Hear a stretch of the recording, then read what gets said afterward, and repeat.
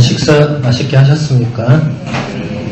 네, 그러면 우리 주님의 기도와 성모송으로 이 강의를 시작하겠습니다. 우리 다 같이 소리내서 주님의 기도와 성모송을 바치겠습니다. 성부와 성자와 성령의 이름으로 하늘에 계신 아버지, 아버지의 나라가 오시며 아버지의 뜻이 하늘에서 같이 땅에서도 이루어지소서.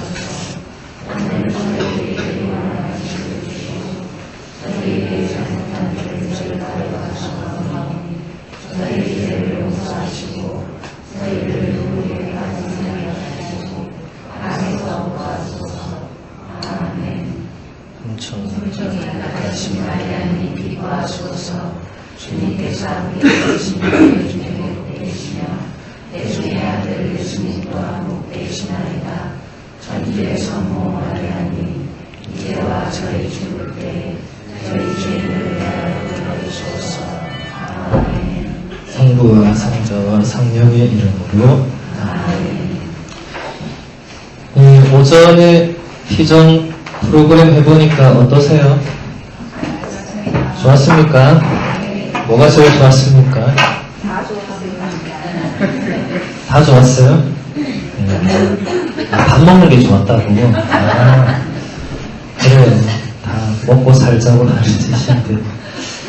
아마 수녀님께서 좋은 프로그램으로 이렇게 여러분들을 인도하셨으리라 생각합니다. 원래 점심 먹고 나면 이제 오침도 하고 쉬어야 되는데 너무 야속하죠, 그죠? 계속 이렇게 불러 모아놓고 또 뭐 하고, 그죠? 네. 근데 이걸 또 안 할 수가 없는 것이 이제 여러분들이 이제 더 이상 배울 수 있는 시간이 별로 없습니다. 오늘 이 강의하고 다음 주에 중심의 종합교리가 이제 마지막이 됩니다. 그래서 오늘은 기도에 대해서 이제 여러분들이 이제 평생을 이제 기도하면서 살아야 되는데 아마 지금 대부분 여러분들이 기도에 대해서 아직도 감을 잡지 못하고 계실 거예요. 뭐 금방처럼 주님의 기도 이런 거 뭐 외우긴 하지만 도대체 기도는 무엇이고 뭐 어떻게 해야 되고 이런 것에 대해서 대부분 잘 모르실 겁니다. 그래서 오늘은 제가 원래는 그냥 주님의 기도를 집중적으로 해설을 할까 하다가 그것보다는 기도에 대해서 좀 전반적으로 여러분들에게 좀 알려드리는 것이 좋겠다라는 생각이 들어서 이제 기도에 대해서 한번 얘기를 해보겠습니다. 우리 목요일 오후반은 이제 제가 매주 이렇게 책을 하나씩 소개를 하기 때문에 아마 보셨을 건데 제가 한비아 씨의 그건 사랑이었네라는 책을 소개한 적이 있습니다. 근데 그 책에서 한비아 씨가 기도에 대해서 이렇게 아주 재밌게 잘 정리해 놓은 부분이 있어요. 네. 그래서 그 부분을 먼저 한번 읽어드리고 거기에 대해서 좀 이렇게 몇 가지 얘기를 해볼까 합니다. 먼저 책의 내용을 제가 그대로 읽어드리겠습니다. 처음부터 그랬다. 나와 하느님과의 관계는 죄인과 징벌자의 관계가 아니라 나는 하느님의 딸이고 하느님은 나의 아버지, 즉 부녀지간이었다. 하느님도 우리 아버지처럼 내가 행복하기를 원하실 테고 내가 행복하면 기뻐하실 거라는 매우 단순한 믿음을 가지고 있었다. 애초부터 나와 하느님 사이에는 격의가 없었다. 딸과 아버지 사이인데 있으면 오히려 이상한 거 아닌가. 우리는 허물없이 날마다 기도로 만나는데 특히 아침에는 깨자마자 밤에는 잠들기 직전에 반드시 만난다. 만나면 큰 일부터 사소한 일까지 몽땅 털어놓고 의논하며 답을 구한다. 어느 때는 사랑하는 하느님, 그런데 제가 왜 그렇게 예쁘세요? 뻐기면서 자랑하고, 어느 때는 하느님, 그건 제가 잘못했어요. 제가 많이 미우셨죠?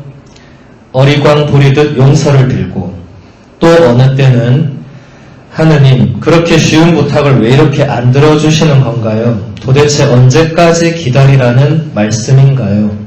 따지고 원망하며 화를 낸다. 도무지 글이 써지지 않는데 원고 마감 시간이 다가오면 컴퓨터를 부여잡고 하느님 정말 급해요. 빨리 불러주세요. 라며 막무가내로 어거지를 부리기도 한다. 그러면 정말 불러주신다. 나는 아침, 저녁 기도 이외에 평상시에도 생각나는 기도를 바로 쏘아 올리는 화살 기도를 한다. 길을 걷다가도, 일을 하다가도, 누구와 얘기를 하다가도 성호를 긋고 짧은 기도를 올려보낸다. 하느님, 저와 함께 있어 주세요. 꼭이요. 하느님, 부디 저 친구를 돌보아 주세요. 하느님도 형식을 갖추지 않았지만 그때의 심정을 고스란히 담은 나의 외마디 비명 같은 기도에 귀를 기울이실 게 분명하다. 물론 내가 딸이라도 하느님이 내 기도를 다 들어주시는 건 아니다. 그럴 리가 있나. 철부지가 밥은 안 먹고 만날 과자만 달란다고 그런 걸 받아주는 부모가 어디에 있단 말인가. 그래서 나는 아무리 간절한 마음으로 열심히 기도해도 하느님의 응답이 없으면 내 기도가 다음 세 가지 중에 하나이기 때문은 아닐까 의심해 본다. 첫째, 내 기도가 터무니없기 때문에. 예를 들어서 공부는 하나도 안 하고 내일 시험에 100점을 맞게 해주세요 하는 식의 기도 말이다. 이런 기도가 응답될 리 만무하다. 진임사후 대천명이다. 사람의 할 바를 다 하고 나서야 하느님의 도움을 구하는 것이 순서다. 하늘은 스스로 돕는 자를 돕는다는 말도 있지 않은가. 둘째, 내 기도보다 다른 사람의 기도가 더 급하고 중요하기 때문에.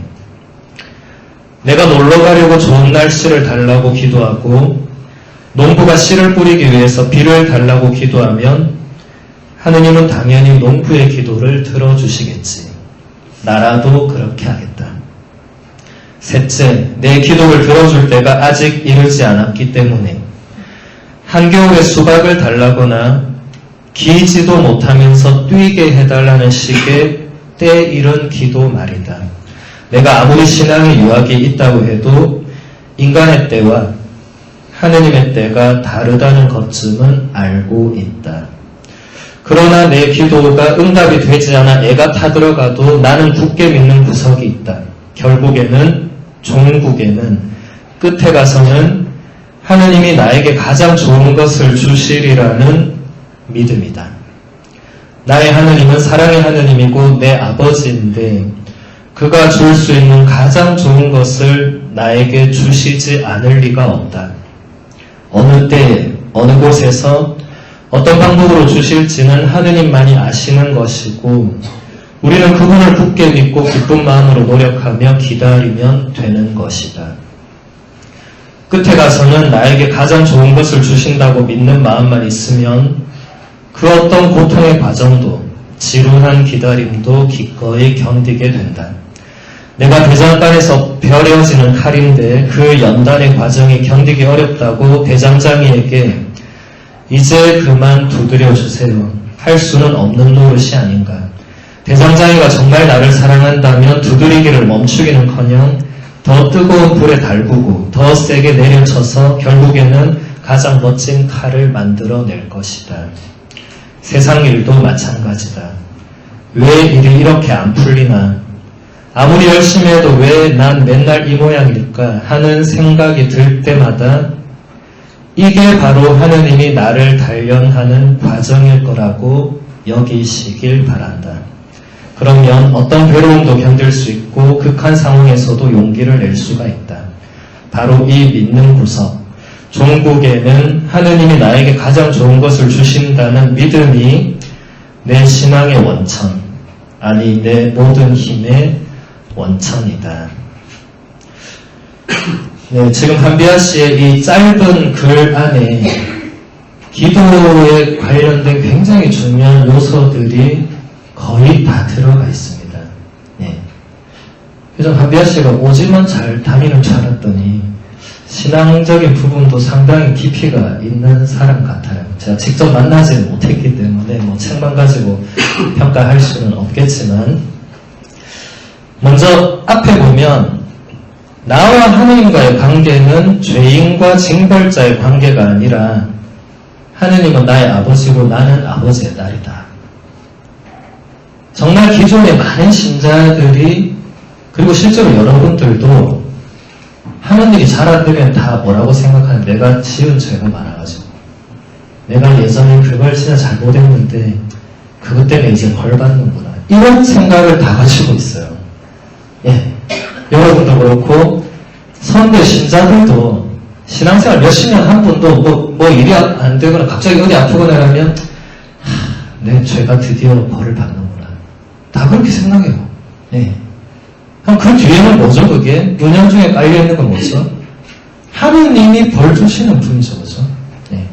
하느님이 그때 내가 잘못한 거 딱 기억하고 있다가 이번에 딱 넌 잘 걸렸어, 네. 넌 벌 좀 받아야 돼, 이런 생각이 그 뒤에 은연중에 깔려있는 거죠.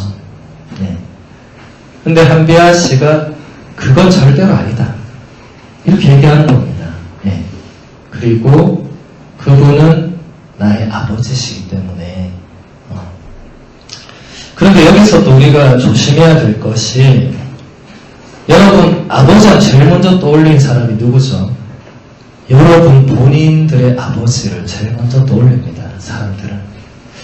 그런데 참 우리나라 사람들은 아버지와 자녀의 관계가 이렇게 좋은 가정을 저는 별로 못 봤어요. 예. 어머니와 자녀 관계는 뭐 그럭저럭 괜찮은 집도 있고 뭐 그런데 아버지는 다들, 아버지에 대해서 좀 얘기를 하면 다들 거의 얘기를 안 하거나 그렇게 좋은 추억이나 인상을 가지고 있는 사람을 저는 별로 못 만났습니다. 그거는 뭐 여러 가지 이유가 있겠죠. 뭐 이 철저한 북의 사회의 어떤 영향이나 뭐 군대 문화, 유교 문화 뭐 여러 가지가 있겠지만, 어쨌든 근데 중요한 것은 여러분들이 하느님 아버지 이렇게 해도 하느님은 여러분 본인의 아버지와 뭔가 비슷하게 연상을 많이 한다는 거죠. 이걸 굉장히 조심해야 됩니다. 하느님은 여러분의 아버지와 비슷한 아버지가 결코 아닙니다. 네. 물론 여러분 중에는 아버지를 굉장히 존경하고 진짜 아버지에게 많은 것을 배우고 이런 분들도 계시겠지만, 또 뭔가 안 좋은 추억이나 아버지의 어떤 부족한 면이나 이런 여러 가지 아픔이나 상처를 받은 분들도 많이 계시겠죠. 그것으로 하느님을 연상하는 것은 굉장히 위험하고 여러분의 신앙에 도움이 거의 되지 않습니다. 제가 예전에 이렇게 청년들 어떤 이런 피정 비슷한 프로그램에 가서 이렇게 자유기도 시간이 있었어요. 이렇게 자유기도를 하는데, 진짜 이 조용한, 그때는 지금 여기는 뭐 한 50명 정도지만, 거기에는 한 300명이 모여있어요, 300명이. 어떤 커다란 강당에. 그냥 자유기도 하는 거예요. 네. 근데 갑자기 어떤 남자 청년이 한 20대 중반쯤 됐을 것 같은데, 갑자기 아버지라고 고함을 지르는 거예요. 진짜 자는 사람 다 깰 정도로. 엄청 그때도 많이 막 졸고 있었는데 지금도 벌써 막 곳곳에서 졸고 있는 거예요. 아버지라고 고함을 지르니까 다 깼어요, 진짜. 다 깼는데 깬 사람들은 무슨 상황인지 모르고 막 두리번거렸지만 저는 진짜 깜짝 놀랐어요. 저 친구가 왜 저러지? 그러면 이제 저희 고함을 쳤으니까 뭐 기도를 할 거 아니에요, 그죠? 근데 아무리 기도해도 기도를 안 하는 거예요. 그 기도 그 소리 뭔가 이러고 있는데 이제 그 청년이 막 이렇게 흐느끼 우는 소리가 점점점 커지는 거예요. 처음에는 아무 소리도 안 들려서 저것도 자다가 저 잠꼬 되겠다 이렇게 생각했는데 우는 소리가 점점 커지는 거예요. 막 그러면 막 대성통곡을 하는 거예요. 막 그러니까 이제 잠에서 깬 사람들이 도대체 지금 무슨 영혼인가, 이게 깨보니까 막 모두가 조용한데 한 애가 계속 울고 있어, 소리 내서. 그래서 서로 막 이게 무슨 일이냐고 막 자던 애들끼리 막 물어보고 자는 애는 자기도 모르니까 모르겠다 그러고. 근데 그때 그 청년이 그 대성통곡을 하다가 끝에 가서 딱 한마디로 기도했는데, 하느님 당신을 내가 아버지라고 30년 동안 한 번도 부르지 못했다. 그러니까 그분이 30살은 됐겠네요. 그렇게 기도했으니까 그게 기도의 끝이었습니다. 그래서 죄송하다는 말이었어요. 이게 뭐죠, 이게? 그 청년은 본인의 아버지와의 관계가 대단히 좋지 않았습니다. 네. 그러니까 하느님을 본인은 아버지라고 부를 수가 없었던 거예요. 하느님 아버지 하면 이게 바로 당신의 아버지와의 그 좋지 않은 그게 떠오르니까 못 불렀던 거예요. 30년 동안. 신앙생활을 해오면서.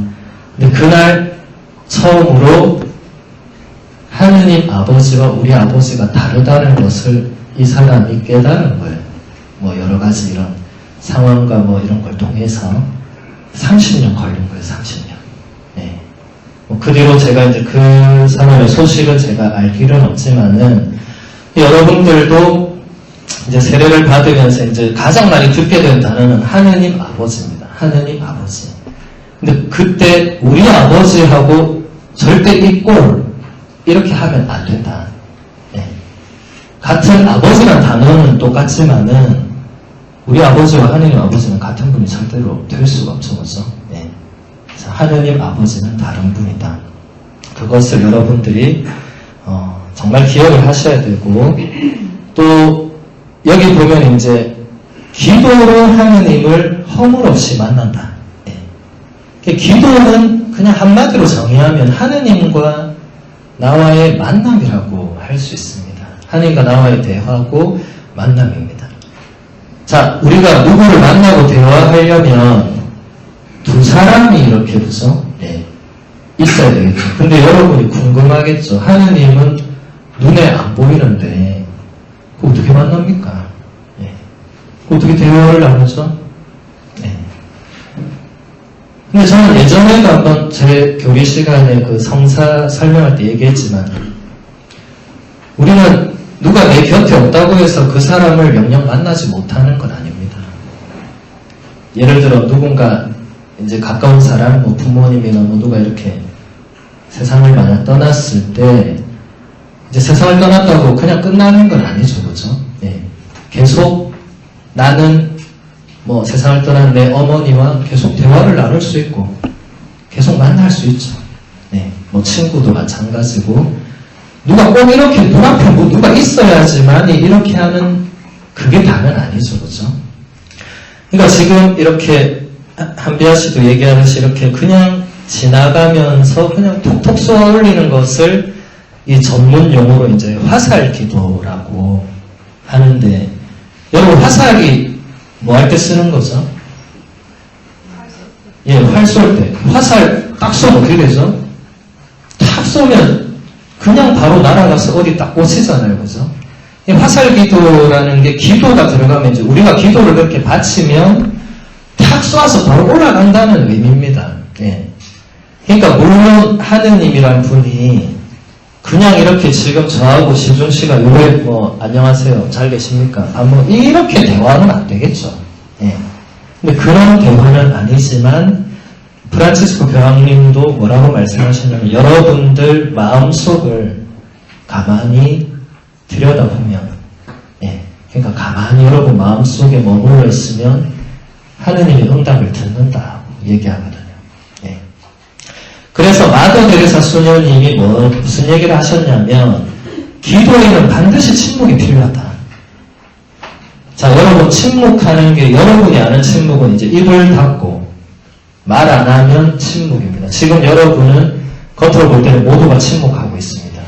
하지만 여러분 내적으로 볼 때 지금 침묵하고 있는 사람 거의 아무도 없습니다. 지금 여러분 다 마음속에 다른 생각이 가득 차 있습니다. 이거 빨리 끝나고 내일 뭐 해야 되는데, 저녁에 지금 한잔 해야 되는데, 내가 가스를 아까 끄고 나왔나 봐. 다 지금 그런 생각들이 여러분 눈빛만 봐도, 예, 저는 그게 보입니다. 예. 이 강의는 언제 끝날 것이며, 옆에 지금 자는데 나도 좀 자면 안 될까, 막 이런 생각들, 세례를 받아야 되나 말아야 되나, 막 온갖 고민들 막, 이런 것을 다 눌러야만 진짜 침묵이 된다는 겁니다. 그런 게 없는데 무슨 하느님의 음성을 어디서 들어요? 머릿속에 내 생각만 가득 차 있는데 어떻게 남의 뭘 어떻게 듣습니까? 그죠? 그래서 그런 침묵을 여러분들이 앞으로는 좀 배울 필요가 있습니다. 그동안은 여러분이 뭐 침묵하며 살아올 일이 거의 없었을 건데 기도할 때는 침묵이 중요합니다. 그래서 기도할 때는 침묵할 수 있는 어떤 장소도 있어야 되고 여러 가지가 있어야 됩니다.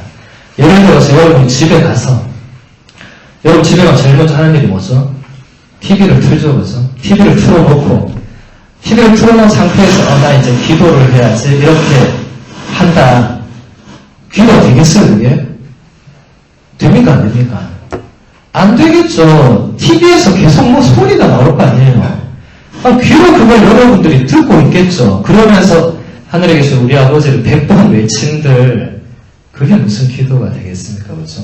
그래서 기도할 때는 그 조용한 어떤 공간도 중요합니다. 그래서 여러분들이 기존 좀 오래된 신자분들 집에 가면 그 기도의 공간이 거의 따로 있는 것을 아마 보셨을 거예요. 못 보신 분들은 뭐 아마 앞으로 보실 것이고, 열심한 신자집 가면 대체로 집의 가정의 어느 공간은 딱 기도할 수 있는 공간으로 만들어 두고 있습니다. 거기 뭐 성모상, 뭐 성가등상, 혹은 뭐 예수님상에서 촛불 놓고 조용하게 이렇게 해서 뭐 성경도 놓고, 그렇게 해서 이제 그런 장소에서 기도를 하는 거죠. TV를 틀어놓고 뭐 들어 누워가지고 성호경을 긋고 한다고 해서 기도를 하는 것은 아닙니다. 그래서 그것은 앞으로 여러분들이 배워야 될 필요가 있습니다. 하루 이틀 한다고 되는 것은 아니겠죠, 그렇죠? 그것은 시간이 많이 필요합니다. 그 다음에 한비아 씨가 이 세 가지의 기도가 왜 안 이루어지는가를 재밌게 얘기했는데 이거 근데 굉장히 중요한 거예요. 첫 번째는 터무니없는 기도를 한다. 근데 대부분 여러분들이 이 1번 기도를 많이 합니다. 신자들도 마찬가지입니다. 나는 아무것도 안 하고 있으면서 하나님 내일 시험 치는데 정말 통과만 되게 해주세요. 이런 기도 있죠.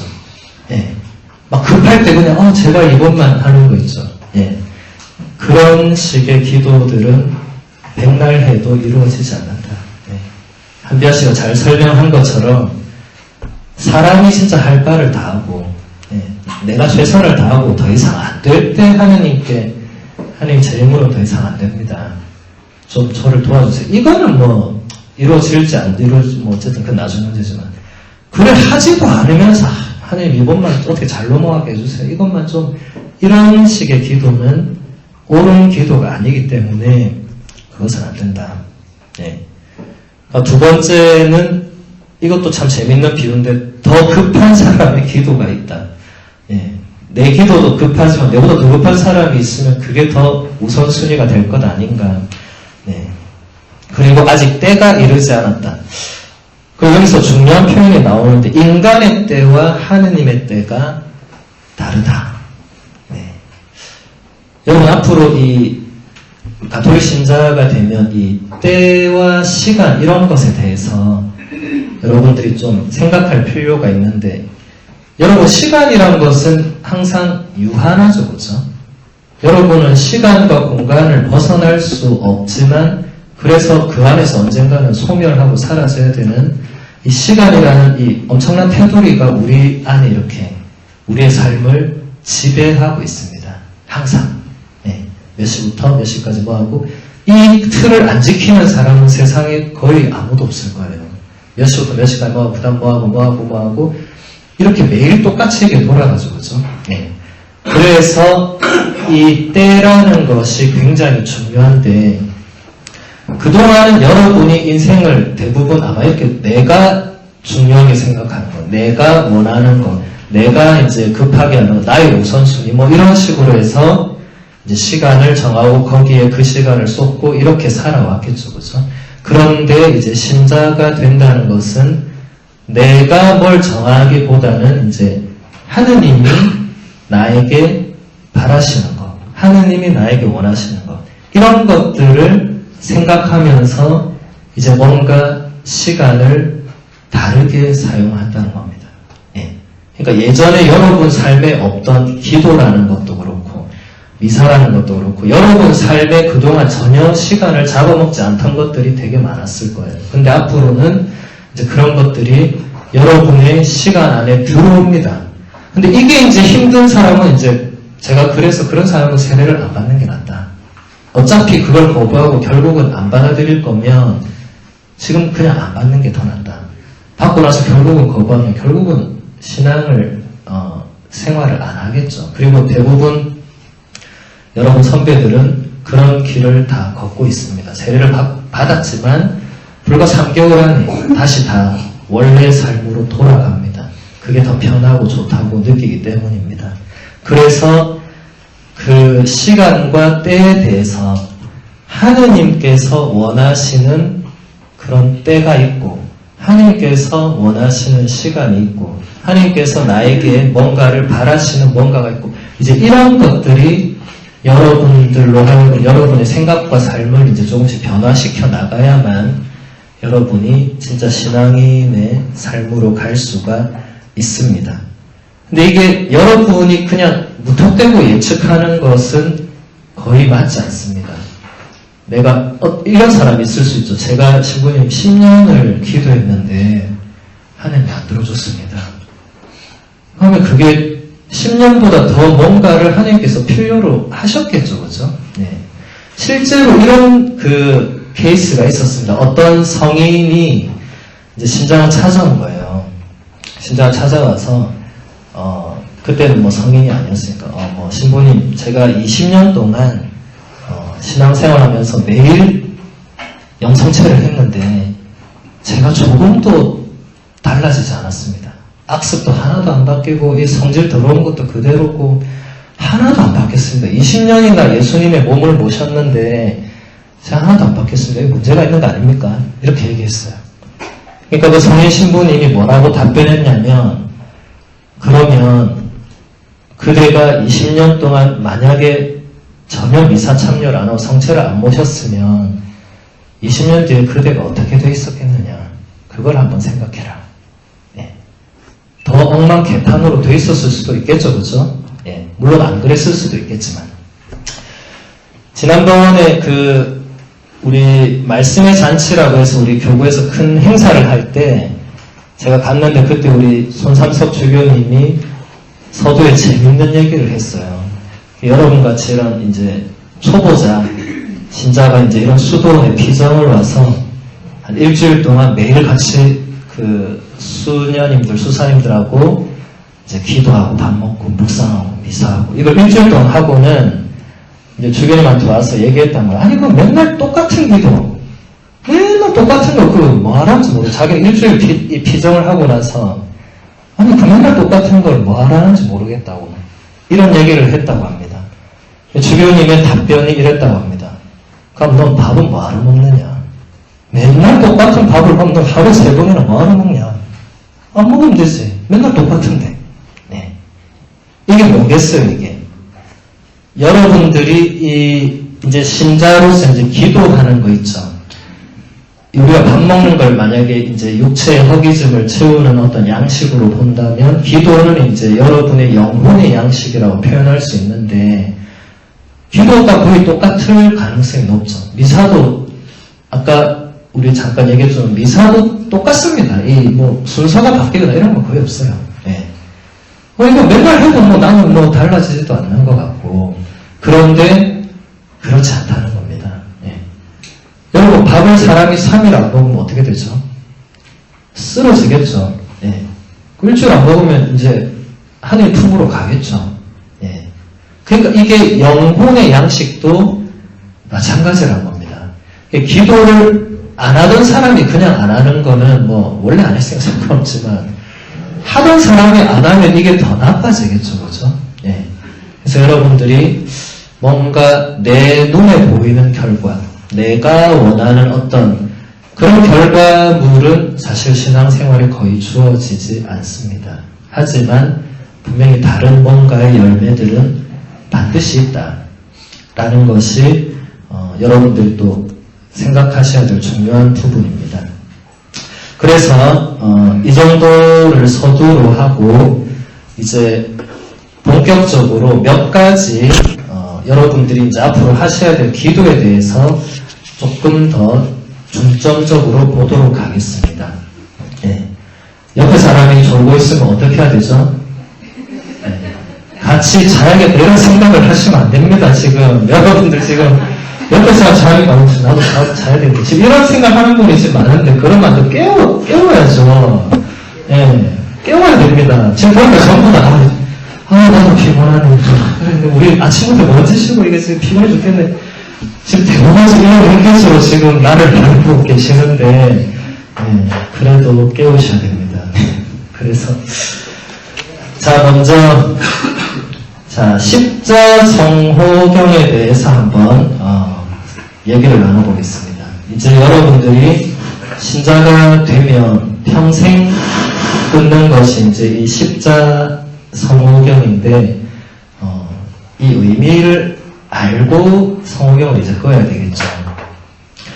그래서 베네딕토 16세 교황님은 이 성호경에 대해서 이런 말씀을 하셨습니다. 기도할 때 가장 기본적인 그리스도교 신자의 몸짓은 십자성호이며 이것은 언제나 변하지 않을 것입니다. 네. 이 성호경이란 것은 우리 신자들의 가장 공통된 기도로서 진짜 초창기부터 신자들이 계속 해오던 기도였습니다. 그러니까 거의 2000년 된 기도입니다, 이거는. 예. 성호를 듣는 것은 어떤 특별한 지식도 필요 없고, 기술도 필요 없기 때문에 신자들이 가장 좋아하는 어떤 신앙의 표현이었어요. 예. 지금도 그렇잖아요. 여러분들 이렇게 성호를 듣는 사람은 저 사람, 전혀 신자인가 보다. 이 알잖아요, 그죠? 예. 그러니까 뭔가 그 동작 하나만으로도 내가 누구인지를 드러내주는 그런 기도라는 겁니다. 이것이 베네딕토 교황님의 말씀을 한 번 더 인용하면 교황님은 이런 설명을 했습니다. 십자성호를 우리가 긋는 것은 우리를 위해서 돌아가시고 부활하신 주 예수님께 그리고 그분의 겸손하고 연약한 사랑을 통해서 전능하심을 드러내시는 하느님께 세상의 모든 권세와 지력보다 더 강한 분이심을 내가 공적으로 고백하는 것을 의미합니다. 네. 그러니까 우리가 성호를 끊는다는 게 그냥 단순히 그냥 내가 신자니까 이제 꺼야지 이거를 완전히 지금 넘어서서 교황님의 말씀은 내가 믿고 고백하는 예수님 하느님이 진짜 내가 이제 그 전까지 전혀 그렇게 고백하지 않았다. 제가 제 교육할 때 얘기를 많이 했죠. 그죠? 이제는 그분이 정말 나의 주인이고 세상 모든 것의 주인이고 창조주고 이 모든 고백을 그 안에 담아내는 동작이다. 그냥 여러분 뭐 아무 생각 없이 이렇게 하는 그게 아니다 라는 것입니다. 지난 20세기에 우리 가톨릭의 아주 위대한 신학자 로마노 과르딘이라는 분이 계셨어요. 로마노 과르딘이라는 분이 십자성호를 이렇게 설명을 했습니다. 여러분들이 성호경을 그을 때 그것이 참된 십자 표시가 되게 합시다. 의미에 대한 생각 없이 알아볼 수도 없는 작은 몸짓으로 하지 말고 차분하게 커다란 몸짓으로 합시다.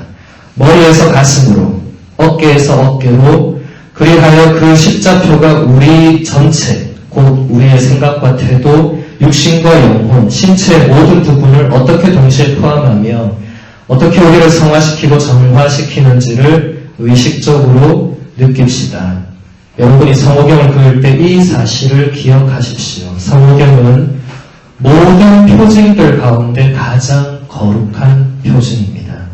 그 표징을 여러분의 존재 전체, 곧 육신, 영혼, 정신, 의지, 사고, 느낌, 그리고 여러분이 행하는 것과 행하지 않는 것 모두에 받아들이고 십자 표시를 함으로써 삼위일체이신 하느님의 이름으로 그리스도의 힘을 통해 존재를 강화하고 거룩하게 합시다.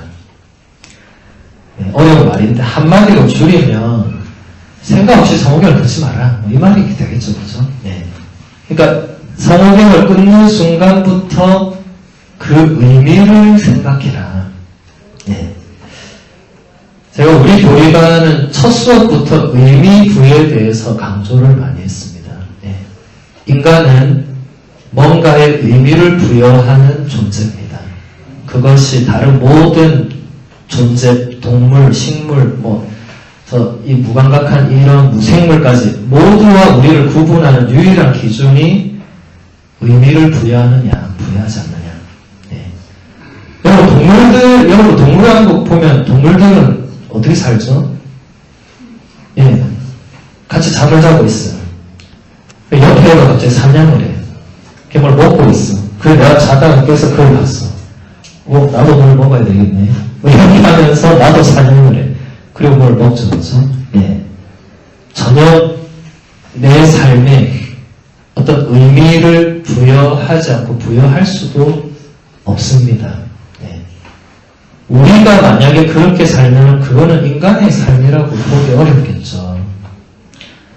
제가 외국에 오래 있다가 했는데 한국에 와서 가장 충격을 받은 것은 사람들이 TV로 누가 뭘 먹는 방송을 굉장히 즐겨 본다는 겁니다. 예. 그리고 그것을 막 보고 있다가 나도 오늘 저걸 먹어야 되겠네. 그리고 그걸 시켜 먹는다는 거예요. 이게 지금 제가 얘기한 동물의 왕국하고 차이점이 도대체 뭐가 있습니다. 거의 없습니다. 똑같잖아요. 예. 진짜 수준이 그렇게 지금 내려가는 겁니다. 바꿔 말하면 뭐죠? 그냥 본능에 충실해서 사는 거죠, 사람들이. 예.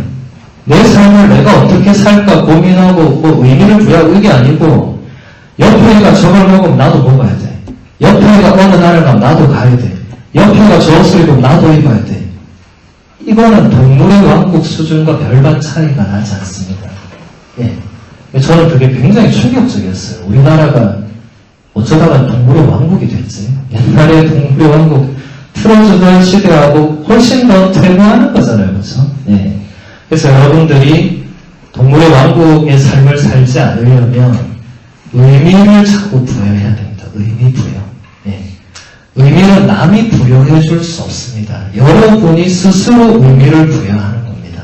예. 예를 들어 오늘 지금 여기 피정에 왔어요. 아마 천차만별의 생각을 가지고 왔을 거고 지금도 천차만별의 생각을 하고 있을 건데 근데 이 피정의 의미를 어떻게 부여하느냐에 따라서 이 피정이 여러분에게 주는 결과나 열매는 완전히 달라집니다. 똑같은 시간을 지금 하고 있지만 예를 들어 어떤 사람은 정말 오늘 이 피정이 나에게 정말 세례를 받기 전에 참 중요한 과정이었고 내가 참 많은 걸 배웠다. 이렇게 의미 부여하고 집에 가면 그렇게 그걸 가지고 가는 거예요. 근데 어떤 사람은 진짜 하루 종일 이 피정 말도 뜻도 모르는데 와가지고 끌려다니고 밥도 맛도 없고 잠만 오고 이러고 집에 갔어요. 그 사람한테는 이 시간이 어떻게 되는 거죠? 그대로 되는 겁니다. 예. 그 사람한테는 이 시간은 그냥 그렇게 힘들고 귀찮고 지루했던 시간으로 끝나겠죠. 그렇죠? 예.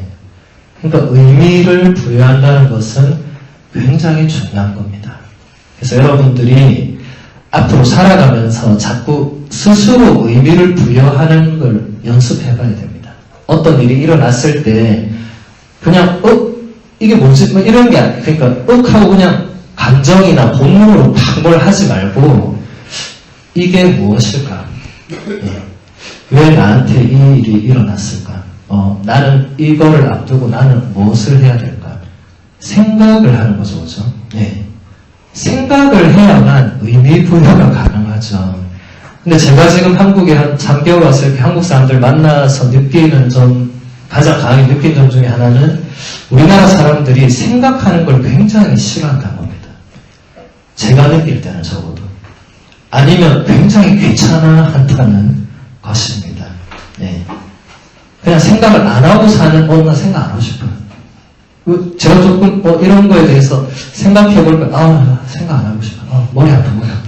예. 여러분, 이게 좋은 태도일까요, 이게? 생각 안 하고 그냥 사는 게 이게 여러분에게 행복한 삶을 제공해 주겠습니까? 절대로 그렇지 않습니다. 여러분, 부자가 행복할 것 같아요? 부자야말로 세상에서 제일 불행한 사람입니다. 그 사람은 하루 종일 돈 생각밖에 할 수가 없고요. 돈 외에는 생각할 수가 없어요. 그건 생각이 아니에요. 네. 근데 사람들이 그걸 쫓아간다는 것 그 자체가 모두의 불행입니다. 모두의 불행. 네. 몇 년 전에 전 세계에서 세계인들의 행복 지수를 조사를 했습니다. 네. 1위부터 한 170개국을 다 조사했는데 우리나라가 한 몇 위쯤 됐을 것 같아요? 170개국 중에 우리나라가 전 세계에서 행복하다고 느끼는 어떤 국민들의 어떤 평균 지수가 한 몇 등쯤 됐을 것 같아요? 네? 절반. 네. 70등 정도. 네. 지금 여러분 대부분이 거기에 동의하는 걸 봐서 지금 여러분의 행복지수가 딱 그 정도라는 겁니다. 네. 근데 그나마 여러분은 굉장히 높은 겁니다. 한국이 120이었습니다. 122. 근데 더 충격적인 건 뭔지 아세요? 이라크가 117이었어요. 우리보다 3계단이 높았어요. 근데 그때 이라크에서 무슨 일이 일어나고 있었냐면 IS가 사람 못 자르고 있을 때였습니다. 예. 그러니까 우리나라는 IS가 사람 못 자르는 나라 사람들이 느끼는 그 행복, 불행보다 훨씬 불행하다고 느끼는 거예요, 사람들이. 우리나라에서 IS 튀어나와서 못 자르는 그런 지역이 있습니까? 우리 동네에 IS가 튀어나와서 갑자기 사람 잡아가서 못 자르고. 없잖아요. 근데 왜 우리가, 우리 모두는 아니겠지만, 왜 한국 사람들이 이라크 국민보다 더 삶을 행복하지 못하다고 느끼는가? 이거 진짜 생각해 가야 될 문제죠. 네. 여러분 중에 제가 이렇게, 나는 인생을 참 행복하게 산다고 생각하는 사람 있습니까? 하면은, 과연 누가 자신있게 얘기할 수 있을까요? 제가 한국 와서 3개월 동안 만난 대부분의 사람들은 삶이 너무 불행하다는 얘기를 거의 대부분 했습니다. 너무 힘들고, 지치고, 이 사회는 바뀌지 않고, 이것도 힘들고, 저것도 힘들고, 모든 게 힘든 거예요, 모든 게. 네. 그럼 도대체 세상을 어떻게, 저는 그런 얘기 듣다 보면 진짜, 그런 세상을 당신이 이미 살고 있는 자체로 당신은 대단한 사람입니다. 농담으로 그런 얘기도 해주는데, 이것이 제가 볼 때는 무엇이 가장 문제냐면, 사람들이 스스로 생각하고, 스스로 뭔가 의미를 부여하고, 자기 삶을 자기가 이렇게 진짜 행복하게 이끌어 나가고, 이런 어떤 작업들을 거의 하지 않거나 못하는 상황에서, 이리 끌려가고, 저리 끌려가고, 여기 휩쓸리고, 여기 휩쓸리고, 이러면서 이제 어떤 물질이라는 어떤 돈이라는 자본이라는 이런 것이 점점 사회 안을 장악하고, 그러니까 그런 것에 없는 사람, 더 박탈감, 소외감, 열등감, 이런 식으로 자꾸 뒤로 처지고, 이런 여러 가지 것들이 우리를 끊임없이 불행하게 느끼도록 만든다라는 것입니다. 유럽에 여러분들이 가서 보면 여러분보다 훨씬 경제적으로 못 사는 사람들도 삶을 굉장히 여유있고 행복하게 삽니다. 예. 그들은 그들 스스로를 불행하다고 생각하지 않습니다. 좀 가난하다고는 생각해요, 자기들도. 나는 가난하다. 예. 그런데 가난하다고 해서 우리 집이 10평인데 난 좀 이따 13평으로 갈 거예요. 이렇게 말하는 사람을 저는 7년 동안 한 번도 만나지 못했습니다. 근데 우리나라 사람들 전부 다, 심지어 제가 지금 10평이지만 조만간 15평으로 갈 거예요. 예, 돈 좀 모으고 대출 좀 받아가지고. 자, 그럼 그 사람 1년 때 15평만 그 다음 뭘 하겠어요? 자, 이제 18평짜리 이제 알아보고 그래서 24평. 계속 그러는 거예요, 계속. 예. 그래서 제가 묻습니다. 아니, 당신은 처음에 13평짜리로 가려고 하지 않아요? 이제 갔으면 되지 않느냐. 감독은, 신부님들 가서 살아보니까 13평도 비좁고요. 이제 우리 더 필요하고, 이렇게 되는 거예요. 근데 유럽의 그 가난하고 어려운 사람들은 집이 몇 평이고 이런 거 세보지도 않지만, 그냥 그 집에서 평생을 삽니다. 이사 안 가요. 네. 그냥 거기서 그냥 만족하면서 삽니다. 네. 비교하지도 않고. 이런 것들이 뭐 하루아침에 이렇게 달라질 수는 없겠지만 저는 적어도 여러분들이 신앙인이 된다면 정말 동물의 왕국처럼 그렇게 살아서는 안 된다. 네. 그냥 휩쓸리고 아무 생각 없이 그렇게 해서는 안 된다. 적어도 뭔가 생각을 하고 그렇게. 그래서 제가 책을 자꾸 소개하는 이유도 거기에 있습니다.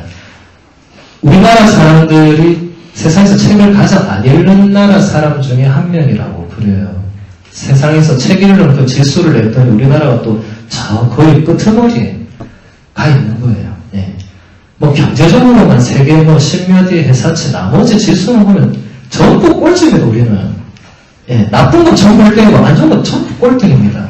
여러분도 다 아시겠지만. 예.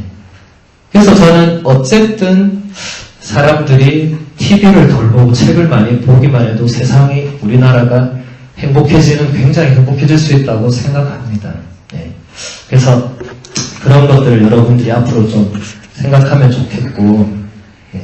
십자성호 하다가 지금 많이 비켜갔는데 다시 돌아와서 예. 성호경을 그을 때도 여러분들이 그냥 습관적으로 이렇게 긋지 마시고 정말 이 성호경이 뭐죠? 거룩할 성자에 불을 호자에 외울 경자죠. 그러니까 거룩한 이름을 부르는 기도죠.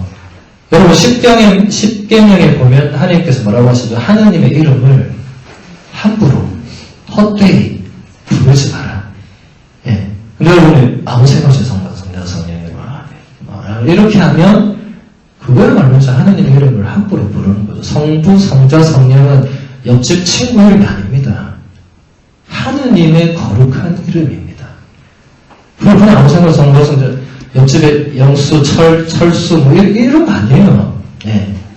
그러니까 이 동작 하나도 이미 여러분들의 이 마음 상태, 신앙 상태를 거기서 보여주는 겁니다. 앞으로 성경만 제대로 끄어도 그 뒤에 기도가 달라지겠죠. 그죠? 네. 그 다음에 아침 기도에 대해서 한번 생각해 보겠습니다. 예수님 시대에는 그 열심한 유대인들이 아침마다 바치던 기도가 있었습니다. 유대인들은 지금도 그 기도를 매일 아침에 바칩니다. 예수님도 그 기도를 매일 아침에 바쳤었습니다. 그 기도는 바로 이렇습니다. 이스라엘아 들어라. 주 우리 하느님은 한 분이신 주님이시다. 그러므로 너는 마음을 다하고 목숨을 다하고 힘을 다하여 주 너의 하느님을 사랑해야 한다. 예. 이게 혹시 어디 나오는지 아는 분 계세요? 구약의 신명기라는 책이 있습니다. 거기에 6장의 4절, 5절에 나오는 내용입니다. 하느님께서 모세를 통해서 이제부터 이것을 계속 자손들에게 알려주고 들려줘라 명령했어요. 그러니까 유대인들이 그때부터 이 구절을 아예 통째로 외워가지고 매일 아침에 눈 뜨면 가족들이 다 같이 이걸 그냥 외우는 거예요. 네, 그 히브리어로. 네. 너 이스라엘을 들어라. 주 우리 하느님은 주님 한 분뿐이시다. 네, 마음을 다하고 정성을 다하고 힘을 다 쏟아서 주 너의 하느님을 사랑해라. 이거를 지금 몇천 년 동안 지금도 하고 있어요. 지금도. 네. 이 유대인들이 대단한 민족들입니다. 그러니까 히틀러가 그래 죽이려고 난리를 쏘죠. 도저히 이길 수가 없는 민족이니까. 네. 여러분들이 아침 기도가 왜 중요하냐면 여러분 아침에 눈 뜨면 제일 먼저 뭐예요? 예? 화장? 예. 예. 여성분들은 예, 화장이 제일 중요하니까 밥을 안 먹어도 화장은 반드시 해야 되죠, 그죠? 네. 제가 어제도 어느 그 부부들하고 식사를 하는데, 신부님 저 결혼식 때 못 왔으니까 사진 보여줄게요. 사진 딱 봤는데, 완전 다른 사람. 아니, 본인 부부 결혼식 사진 보여달라고.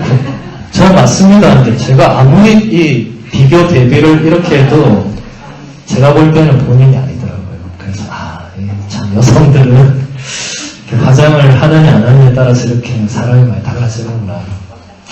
물론 화장 중요하죠. 예. 아침에 남성들은 화장을 안 할 거니까, 우리 남성들은 아침에 제일 먼저 눈 뜨면 뭐 하십니까, 주로? 예? 물 마시고, 예. 화장실 가고, 예. 뭐 담배 한 대 태우고, 뭐, 예. 커피 한 잔 마시고, 뭐 그러겠죠, 그죠? 예. 그런데, 이제 여러분들이 신앙인이 되면, 눈을 떠서 제일 먼저 해야 될 것이 달라져야만 됩니다. 그게 뭐겠어요? 네. 아까 금방 제가 얘기한 성호경을 걷는 겁니다. 예. 왜냐하면 예전에는 여러분이 삶의 주도권을 여러분이 가지고 있었어요. 여러분 마음대로 인생을 살아도 돼요. 이 사회적으로 법에 그거를 어기지만 않는다면. 예. 그런데 이제부터는 여러분들이 이 삶의 주도권을 여러분이 아니라 이 하느님이라는 존재에게 그것을 넘기는 것입니다. 그게 신앙인입니다. 세례를 받는다는 건 그걸 의미하는 겁니다. 그러니까 예전에는 그냥 내가 눈을 뜨면 내가 눈을 떠서 하루를 시작하는 것이 되었겠죠. 근데 신앙인들은 내가 눈을 떴다고 생각하지 않습니다. 하느님께서 나에게 눈을 뜨게 해주셨다. 바꿔 말하면 하느님께서 나에게 또 새로운 하루를 선물해 주셨다. 예. 그러면 바로 뭐가 나오겠죠? 감사함이 나오겠죠. 그죠? 예전엔 여러분이 눈 뜨는 게 전혀 감사할 일이 아니었을 겁니다. 물론 뭐 그 전날 술을 엄청 먹었거나 진짜 막 이러다 죽을 수도 있겠다까지 술 먹은 사람들이 눈을 뜨면 살았네. 이럴 수는 있겠죠. 근데 그런 차원이 아니라 진짜 우리 가톨릭의 이제 그 성물도서라고 2000년 동안 우리 성직자 수도자들 열심한 신자들이 바쳐온 기도가 있습니다. 그 기도의 제일 마지막에, 그러니까 잠들기 전에 바치는 제일 마지막 기도가 뭐냐면 주님, 이 밤을 편히 쉬게 하시고 거룩한 죽음을 맞게 하소서. 이렇게 기도하고 잠들었습니다. 2000년 동안. 예. 지금 저도, 지금 우리 원장수님도, 그리고 성별도서로 기도하는 신자들은 반드시 그 기도를 바치고 잠이 듭니다. 이게 잠 이꼴 뭐가 되는 거죠? 죽는 거죠. 여러분, 자는 거 계속 자면 어떻게 되죠? 죽는 거죠. 여러분, 24시간을 잤는데도 옆에 사람이 안 깨어난다. 어떻게 해야 되죠? 빨리 신고해야죠. 안 깨어나고 있으니까 잘못하면 죽잖아요. 그죠? 여러분, 잠을 오래 자는 거 좋은 거 아닙니다. 어떤 사람들은 잠을 오래 자는 거 굉장히 잘한 거라고 생각하던데 좋은 거 아닙니다. 의학적으로도 잠을 너무 안 자도 문제지만 잠을 많이 자도 몸에 굉장히 안 좋습니다. 의학적으로도 그렇습니다. 네. 뭐 제가 지금 이런 얘기까지 할 건 아니지만 의사들이 말하는 가장 좋은 평균 사람의 수면 시간은 6시간에서 7시간이 가장 좋다고 합니다. 그리고 밤 12시부터 새벽 2시 사이에는 반드시 잠을 자는 것이 가장 좋다고 합니다. 여러분 대부분 그 시간에 안 자겠지만, 예. 그래서 건강이 다들 안 좋겠죠, 그죠? 근데 어쨌든 잔다는 게 예전에 여러분은 죽음의 의미는 없었습니다. 예. 하지만 우리 신자들에게는 잠드는 것은 죽는다는 것과도 거의 같습니다. 예. 그러니까 이제 잠들기 전에 하느님께 내 목숨을 그냥 맡기는 거죠. 예. 당신께서 뜻대로 해달라. 만약에 하느님께서 그날 밤에 나를 불러가시면 이제 가야 되는 거죠. 여러분, 주무시다가 돌아가시는 분들도 의외로 있습니다. 네. 그건 아무도 모르는 거죠. 그냥 자고 있다가 갑자기 심장이 멈추면 가는 겁니다. 네. 자고 있는데 지진이 나서 집이 무너지면 가는 겁니다. 네. 가는 길은 대단히 많습니다. 최대한 우리가 조심해야 되겠지만, 네. 사실 여러분도 그런 생각 하잖아요. 내가 언제 죽을지 아무도 모른다. 나도 모른다. 그런 생각 하잖아요. 네. 요즘 하도 뭐 주위에서 교통사고니 뭐니 사고가 끊이질 않으니까 나도 언젠가는 죽을 수도 있겠지. 그런데 설마 지금 죽진 않겠지. 나는 그래도 90까지는 건강하게 살 거야. 나는 그때까지 열심히 운동하고 뭘 해서 건강하게 살 거야. 다들 그렇게 생각하겠죠. 하지만 사람 일은 1시간 뒤를 아무도 모르는 것이죠. 예. 오늘 밤에 아무도 안 가시면 좋겠지만 모르는 겁니다. 그죠? 예. 그래서 제가 예전에 강론할 때 그런 얘기 했습니다. 제가 매일 미사를 봉헌하지만은 저는 그 미사가 제 생애 마지막 미사라고 생각하면서 봉헌합니다. 그것은 한 번도 바뀌지 않았습니다. 왜냐하면 그 미사 이후에 그날 밤에 하느님께서 저를 불러가실 수 있잖아요. 예. 모르는 거잖아요. 그렇다면 그게 마지막이 진짜 되는 거잖아요. 제 생애 마지막에. 여러분 진짜 시한부 인생을 사시는 분들, 제가 그 처음 책 소개한 인생 수업, 그 엘리자베스 퀴블로로스가 그 시한부 인생을 사는 사람들 다 이렇게 만나서 대화해보면 그들은 진짜 이제 마지막이 정해져 있잖아요. 그러니까 삶이 그토록 간절해지는 겁니다. 근데 여러분들은 마지막이 언제 올지 모르지만 다들 막연히 난 당장은 안 올 거라고 다 생각하니까 간절함이 일단 사라지겠죠. 네. 그럼 어떻게 되겠죠? 시간을 자꾸 그냥 허투루 쓰겠죠. 네. 뭔가 소중함을 자꾸 놓치게 되겠죠. 네. 그런 의미에서 우리 신앙인에게 이 잠이 죽음이라는 이것은 어떻게 보면 그 하루를 굉장히 의미 있게 살도록 해주는 중요한 역할을 하는 겁니다. 그러니까 아침에 눈을 떴을 때 그러면 감사하는 마음이 당연히 드는 거죠. 왜냐하면 나를 하나님께서 안 부르가셨잖아요.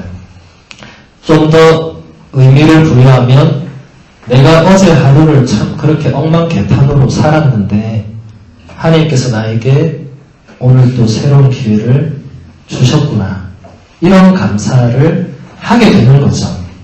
그래서 여러분들이 저는 내일부터라도 또 세례를 받고 나서부터라도 아침에 눈을 뜨면 이제 그냥 하던 거를 하시기 전에 이제 가만히 이렇게 먼저 성호를 끈 다음에 하느님 참 감사합니다.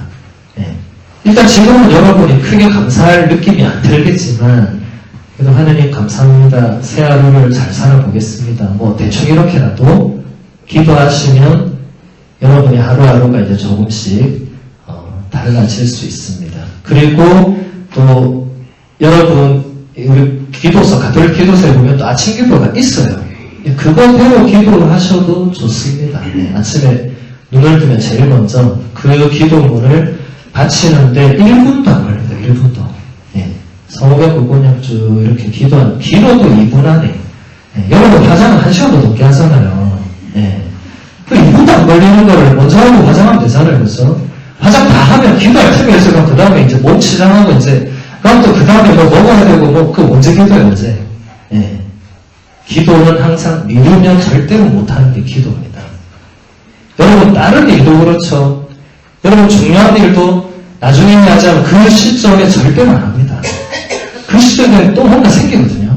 아 그럼 조금 더 해야지. 내일 해야지. 내일 되면 모레 해야지. 한 달 뒤에 해야지. 1년 뒤에 해야지. 안 합니다. 계속 못합니다. 그런 거 옆에서 보고 있으면 성질나죠. 근데 본인도 그러고 있습니다, 사실은. 예. 저 사람은 그런 게 아니라 나도 은근히 뭐 할 것 다 미루면서, 예. 근데 이제부터 여러분들은 신앙인은 항상 기도가 우선되어야 되는 사람입니다. 그래야 나머지도 내가 그냥 내 마음대로 막 하지 않고 하나님 뜻대로 이 하루를 혹은 이 일을 이렇게 해보자. 이렇게 되는 거죠. 그래서 아침 기도가 굉장히 중요합니다.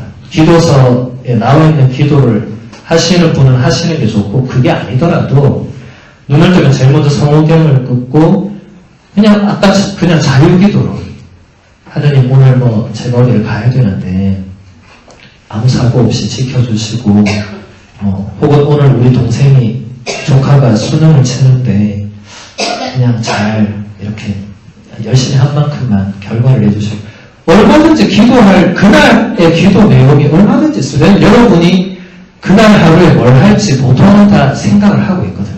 예, 전날에. 내일은 내가 뭐를 할 것이다. 예. 그럼 기도는 그대로 기도 내용으로 오면 됩니다. 하나님 오늘 제가 이 직장 상사를 만나 이걸 해결해야 되는데 하나님 그 순간에 나를 도와주세요. 라든지. 얼마든지. 예. 아침에 기도할 내용은 널리고 널렸습니다. 여러분이 그동안 이전에 그런 것을 안 했기 때문에 생소하시겠지만 앞으로 해보시면 됩니다. 예. 그리고 이제 식사 기도를 한번 보도록 하겠습니다. 아마 여러분들이 가장 이제 신자들을 자주 접하게 되는 게 밥 먹기 전에 그 기도하는 모습을 아마 많이 봤을 거예요. 그러면 밥 먹기 전에 손 모을거면 저 사람 가족 신다구나. 밥 먹기 전에 두 손을 모으고 계속 있으면 저 사람 교회 다니는구나. 이런 거 알게 되죠. 그죠? 개신교는 밥 먹기 전에 기도를 정말 오래 하더라고요. 음식 다 식는데도 계속 기도하면 계속 예, 하느님 누구도 기억하고 계속 예, 그래서 어떤 사람은 내가 가톨릭 신자에게 너무 감사할 때 식사 전 기도가 짧았어.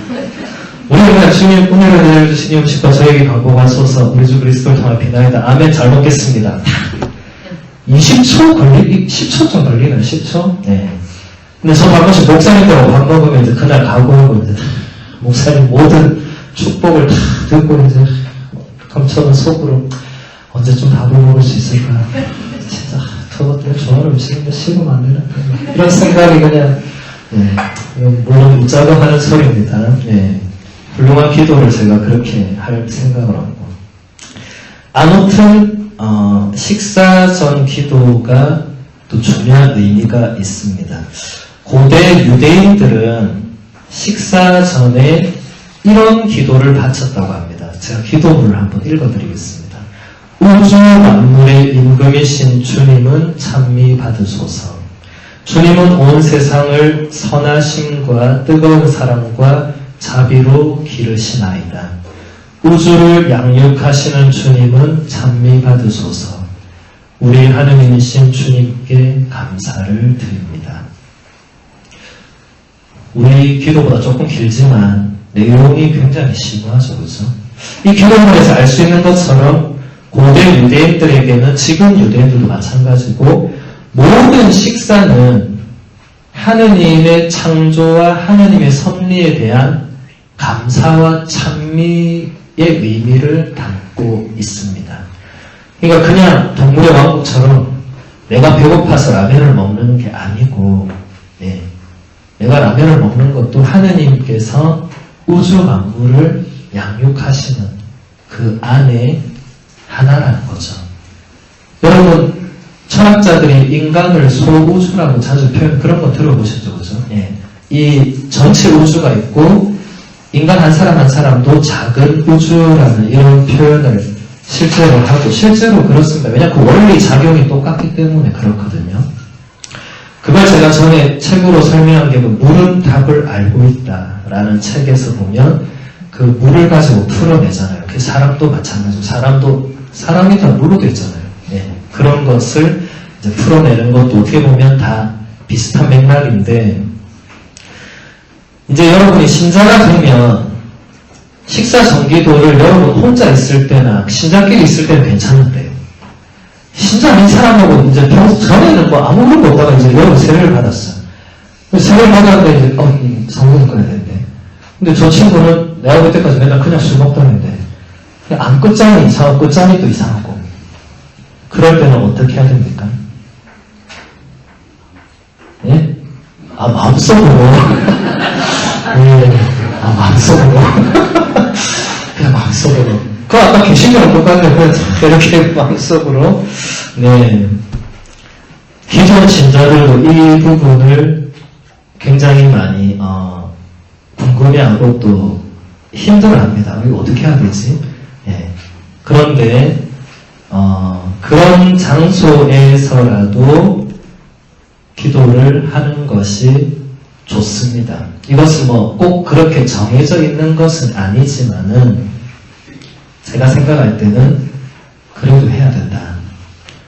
왜냐하면 어떤 단순한 몸짓이나 기도하는 그런 모습이 내가 뭐 누구한테 뭘 보여주고 이런 건 아니거든요. 아니거든요. 그런데 그것이 때로는 그 옆 사람에게 영향을 줄 수 있어요. 예.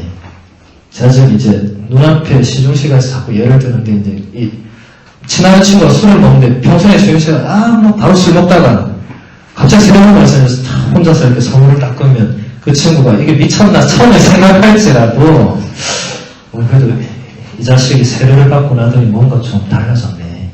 이런 거 분명히 있을 수 있습니다. 예. 그걸 바라고 뭐 이렇게 하는 건 아니지만 여러분이 이제 신자가 되었다는 것은 그만큼 여러분이 뭔가 변화된 모습을 보여줘야 되는 것도 있거든요. 세상 사람들에게. 예. 그리고 식사도 아까까지 뭐 우주적인 그런 건 아니더라도 그 또한 감사할 일입니다. 왜냐하면 그전에는 여러분이 배고파서 밥 먹었지만 이제는 하나님께서 나에게 오늘도 일용할 양식을 주시는구나. 우리 아까 주님 얘기도 했잖아요. 오늘 저희에게 일용할 양식을 주십시오. 이제 우리는 그 기도를 매일 하는 사람들입니다.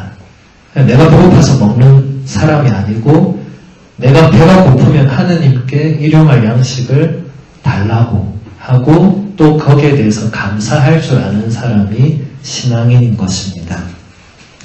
그래서 식사 전기도는 금방 제가 읽어드렸으니까 다 아는데 식사 후 기도가 조금 기니까 사람들이 이걸 잘 몰라요. 그리고 대부분 신자들도 잘 먹었으면 하루는 딱 일어나서 가버려요. 이걸 다른 말로 표현하면 화장실 들어가기 전의 마음과 이제 화장실 들어가서 모든 근심이 해결되고 나서 나올 때 마음이 완전히 달라지는 거죠. 네. 대부분 신자들이 식사 전기도 그래도 잘 합니다. 그래도 다 하는데 밥 먹고 나면 자 이제 갑시다 하고 바로 그냥 일어납니다. 네. 식사 후에도 뭘 해야 되죠? 하느님께 감사를 드려야죠. 잘 먹었으니까. 네.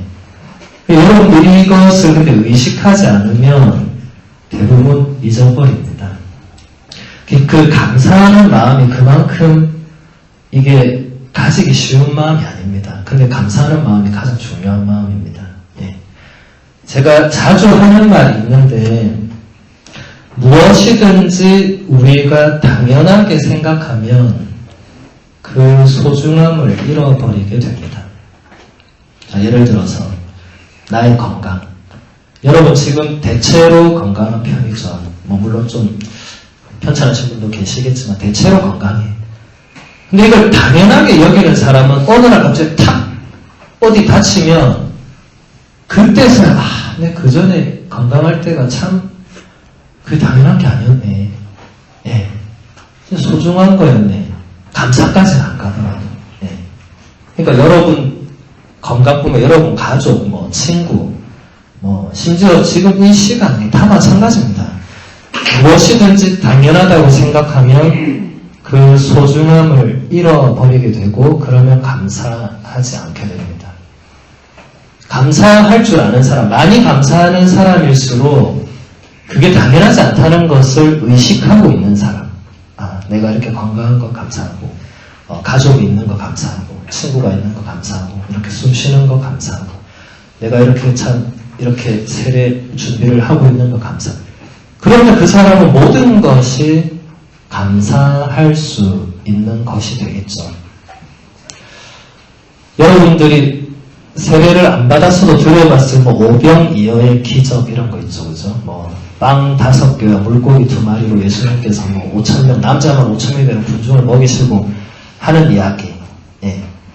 여러분 그 이야기에서 핵심은 감사입니다. 감사. 예. 왜 그러느냐? 남자만 5,000명의 군중이 3일을 못 먹고 예수님을 절로 따라다녔어요. 그래서 막 다들 배가 고파서 막 너무 배고파하는 거야. 그러니까 예수님이 보시고 제자들한테 이런 얘기해요. 이 사람들을 뭐 좀 먹여야 되겠다. 지금 3일을 못 먹고 지금 저렇게 다니고 있다. 그 제자들이 그래요. 아니 이 5,000명을 우리가 무슨 수를 먹입니까? 우리가 뭐 무슨 재벌 가빠 아들도 아니고 우리도 지금 뭐 없는데 어떻게 먹여요? 근데 예수님이 뭐 없냐고 물어봐요. 뭐 없나? 하니까 빵 5개와 물고기 2마리가 어디선가 등장합니다. 물론 복음서마다 이 등장 경로는 다르지만 어쨌든 빵이 5개 있고 물고기가 2마리 있어요. 자, 그럼 여러분은 어떻게 생각했습니까? 5,000명을 먹여야 되는데 빵 5개, 물고기 2마리에서 뭐라고 생각했어요? 이거 갖고는 아무것도 안 된다고 생각했죠. 네. 이걸로는 안 되죠. 당연히. 그런데 예수님은 그때 어떻게 하셨냐면 그 빵하고 물고기 가져온나 해가지고 그거를 손에 들고 하느님께 감사를 드렸습니다. 실제로. 네. 말이 안 되잖아요. 자, 5,000명을 먹여야 되는데 빵이 5,000개가 있으면 우리도 감사할 수 있을 것 같아요. 아, 그래. 1인당 하나씩 오케이. 예. 뭐 2,500개 있으면 오케이. 2인당 하나씩 오케이. 그런데 이거는 5개를 5,000명한테 어떻게 먹여요? 예. 그러니까 감사 안 하겠죠. 감사가 아니라 원망 불평을 하겠죠. 아니, 하나님 지금 이게 말이 됩니까? 이게 사람이 5,000명인데 5개라고 뭐 하란 말입니까 지금? 예. 이렇게 하겠죠. 그런데 예수님은 그걸 손에 들고 감사를 드렸습니다. 이게 진짜 감사하는 겁니다. 또 예수님이 감사하는 경우가 있었는데 여러분들이 나중에 성경을 읽어보면 나오겠지만 예수님이 이런 감사를 드려요. 하느님, 당신이 당신의 그 어떤 신비를 똑똑하다는 사람들한테는 그걸 다 감추시고 참 철부지 같은 애들한테는 그걸 드러내 보여주셔서 감사하다. 이렇게 기도를 했습니다.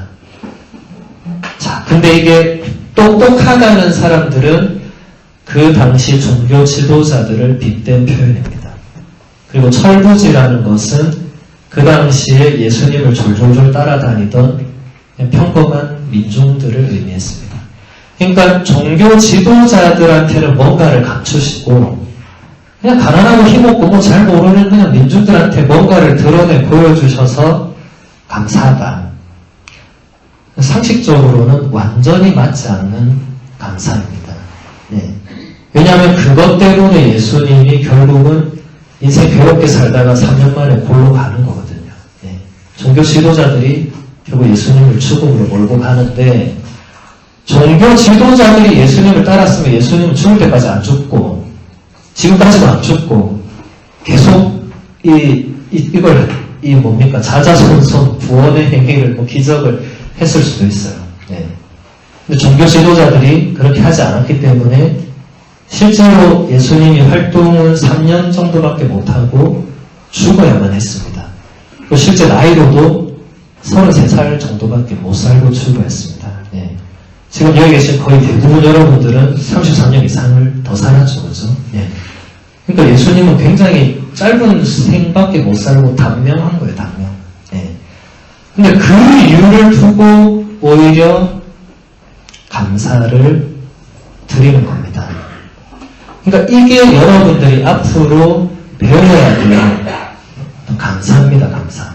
네. 세상적으로는 여러분 어떨 때 감사하죠? 누가 나한테 생각지 않았는데 뭐 주면은 감사해요 이렇게 되잖아요. 그죠? 네. 근데 누가 나한테 뭐 안 주거나 나를 열받게 하거나 하면 저건 뭐 없었으면 내가 진짜 세상 편하게 살고 이렇게 생각하죠. 그죠? 근데 예수님의 감사는 두 번째 상황에서 하나님 저 사람 때문에 감사합니다. 이렇게 기도를 하는 거예요. 네. 저 사람이 나를 정말 괴롭게 하는데 그 사람 때문에 감사하다. 상식적으로는 지금 여러분들이 전혀 납득이 안 되시죠. 그죠?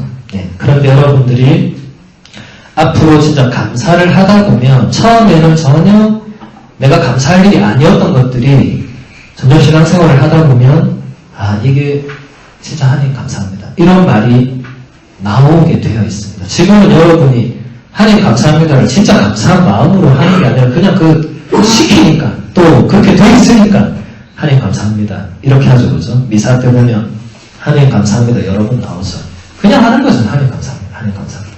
그런데 진짜 여러분들이 그 감사의 의미를 깨닫게 되면 여러분들이 그때야말로 진짜 신앙인이 되어 있다고 볼 수 있겠습니다.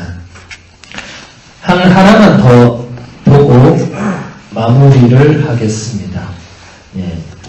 아까 제가 이제 그 성찰하는 것에 대해서 지금 양심 성찰이라고 얘기 안 했죠, 그죠?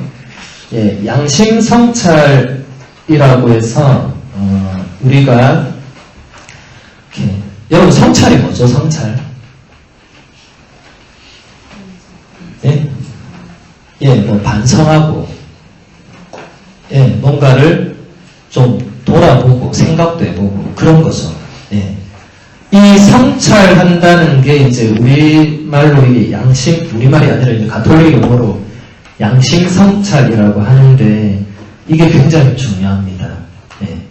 그 이전까지 여러분들은 성찰을 거의 안 하고 아마 세상을 사셨을 거예요. 예. 그냥 살았을 거예요. 그냥 살아도 별 문제가 없었을 겁니다. 그렇게 큰 사는데 지장도 없었을 것이고. 그런데 이제부터는 성찰이 굉장히 중요하다. 우리 가톨릭 교회에 공식적으로 성찰이 나오는 곳이 3군데가 있습니다. 네. 첫 번째는 가톨릭 기도사에 나오는 저녁 기도입니다. 네. 뭐 이미 여러분 아침 저녁 기도 해보신 분들 알겠지만 저녁 기도 어떻게 시작하죠? 주님, 오늘 제가 생각과 말과 행위로 지은 죄와 그 중에 습관이 된 것을 깨닫고 살피고 해달라고. 네. 그러면서 그 밑에, 그 밑줄로 뭐라고 쓰여서 뭐라고 쓰였어요? 성찰하고 침묵하면서 성찰을 해봐라. 네. 그렇게 되어 있습니다. 그러니까 그 시간에 여러분들이 그 하루를 한번 돌아본다는 거죠. 그리고 제가 아까 얘기했던 그 성밀도서의 끝기도에도 보면 끝기도의 제일 마지막은 거룩한 죽음이지만 끝기도의 시작은 양심 성찰입니다. 예. 끝기도는 어떻게 시작하냐면 형제 여러분, 우리는 하나님께서 주신 이 날의 끝맺음에 와 있으니 겸손되이 우리의 삶을 반성합시다. 예.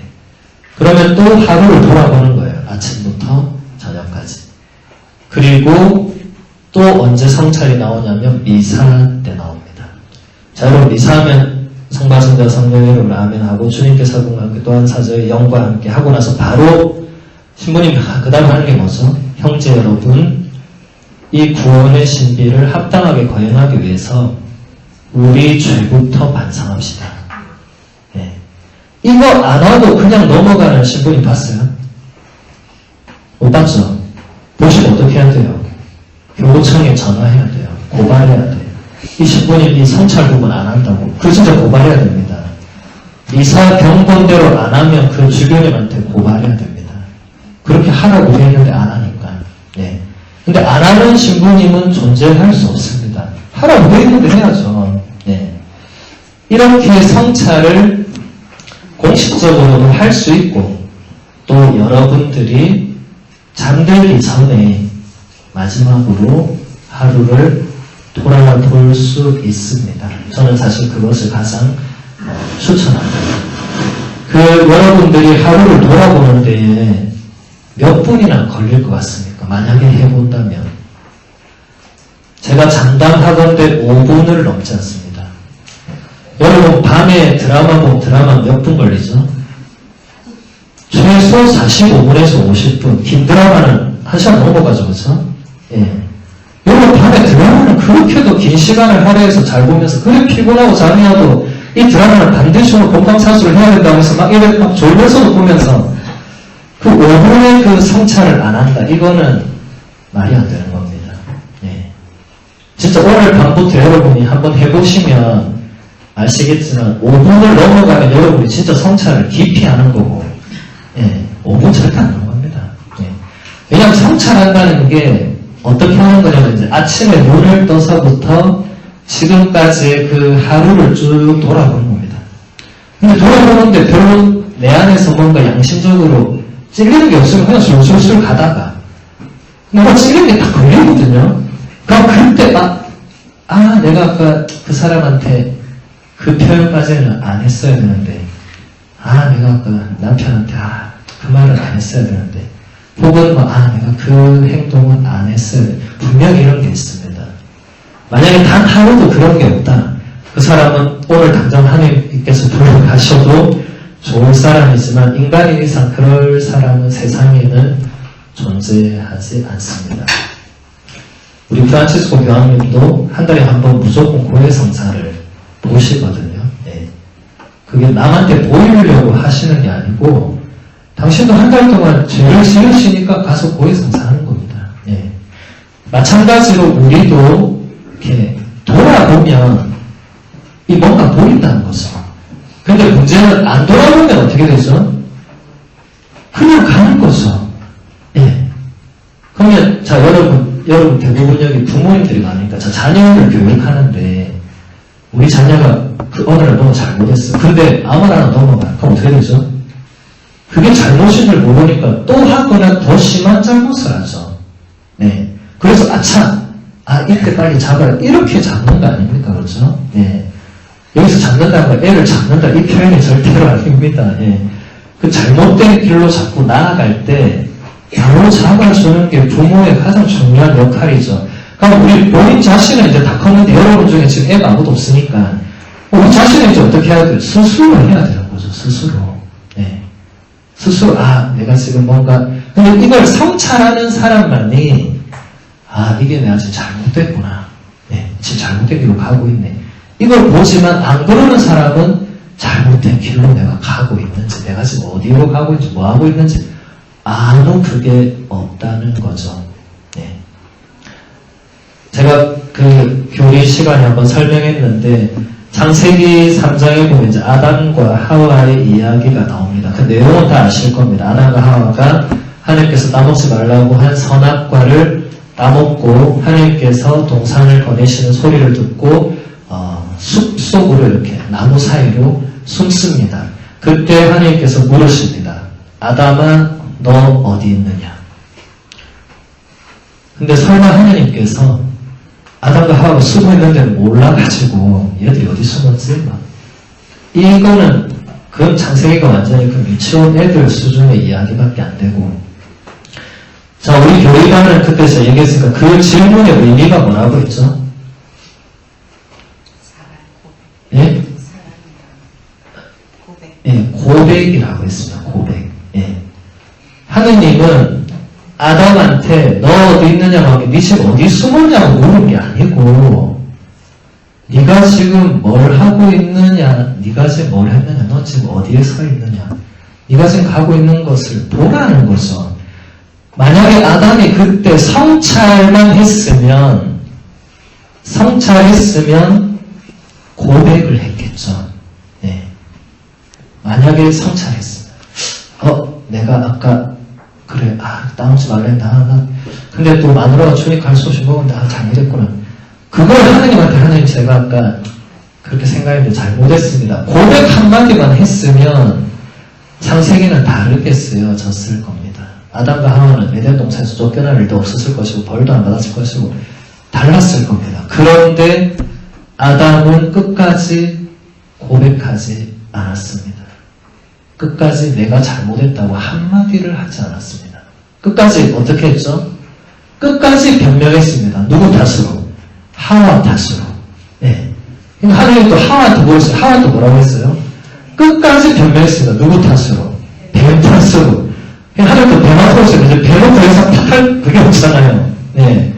그렇게 돼서 결국 참 창세기의 그 3장은 이 아픈 이야기인데 성찰이 없고 고백이 없어서 결국은 인류 전체가 그 좋지 않은 영향을 받게 되었다는 이야기가 되고 말았습니다. 제가 지금도 얘기하죠. 그때 아담이 한 번만 성찰했어. 그때 아담이 하나님 제가 생각해보니까 돌이켜보니까 제가 잘못했습니다. 이렇게 했으면 끝났을 문제인데 예. 근데 여러분도 이게 쉬울 것 같죠? 이게 어렵습니다. 예. 여러분 이제 나중에 세례받고 고해성사해보면 이때 느낄 거예요. 여러분 이제 고해성사하면 죄를 고백해야 되는데 이거 내가 잘못한 거 아닌데 지금 우리 많은 기존 신자들도 고해서 들어오면 내 죄를 얘기해야 되는데 내 죄는 말 안 하고 며느리 죄, 시아버지 죄, 시어머니 죄, 아들 죄 온갖 남의 죄 저 사람은 저랬고 저 사람은 저랬고 그래서 제가 듣다가 본인 죄를 언제 말할 겁니까? 본인은 지금 본인 죄 고백하고 용서받으러 가서 며느리 죄를 그래 하루 종일 얘기하면 그 며느리는 도대체 무슨 죄입니까, 그게? 그 며느리가 와서 말해야죠. 예.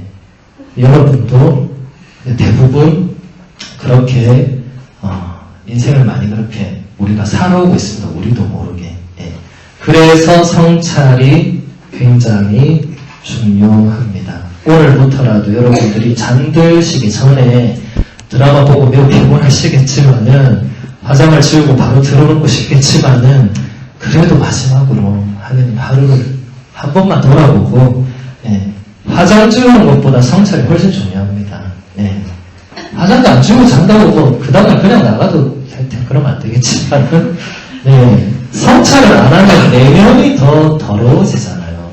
예, 그게 결국 얼굴에 드러나 그래서 얼굴이라고 하잖아요. 그렇죠? 예, 내면을 가꾸는 건 진짜 중요한 겁니다.